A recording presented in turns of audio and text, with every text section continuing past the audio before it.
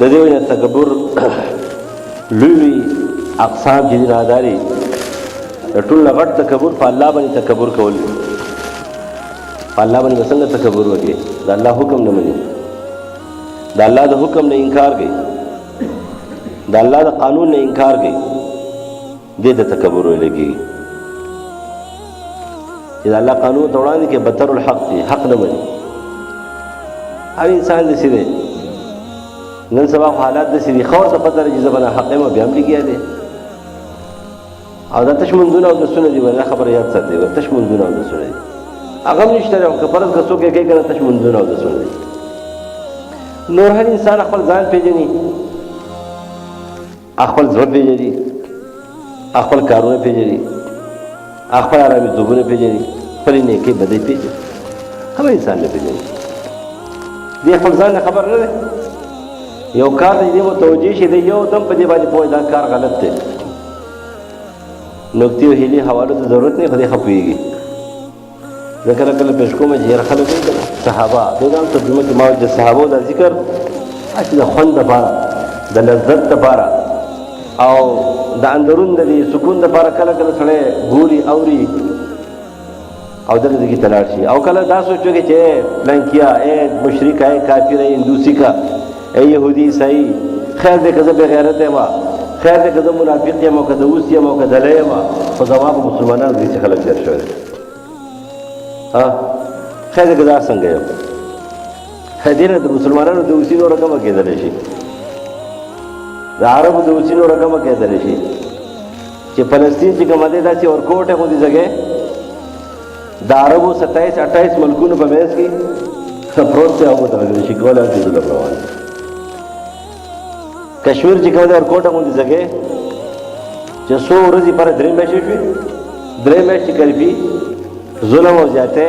او یو مسلمان پاکستان یو ذمہوار نه دی مسلمانان دي ټول مسلمانان ذمہوار دي یو مسلمان چې کوم دی اکشن اخلي نو ته وښایه کم یو دی او چېرته دغه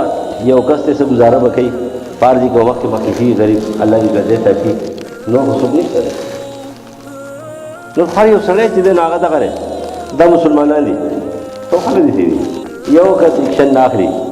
نه ملا نه امین نه بل څه دغه څه ورته وایي چې لکه خیر دی مړه زه خو یو دغه شاتي زه خو په کراتو مراتو چې کوم دی نه موږ ته په الفلام سره وایو که نه په دې عربۍ کې الفلام به یو شیز داخل کې خاص هغه شی دي مرادي نو دا طالبانو یې پلانکې په الفلام سره دلی دی وایي په الفلام سره یو د اوس دی یو اد د اوس دی نو دا په الفلام سره دی نو ته ورته وایي چې زه خو په الفلام سره یم خو زه خیر دی زما په دې مسلمانانو کې دا صحابي تیر شوی دی ابوبکر تیر شوی دی عمر تیر شوی دی خالد بن ولید تیر شوی دی دا پلانکې تیر شوی دی پلانکې تیر شوی دی بس دغه ورته ښایي هغه وړاندې څه نشته دی نو خیر خیریت دی هر یو سړي ته پته دا زه چې څه کوم دا ټیک دی که غلط ښه ورته پته دا غلط دي لیکن بیا یې کوي ښه ورته پته زه په ناحق یم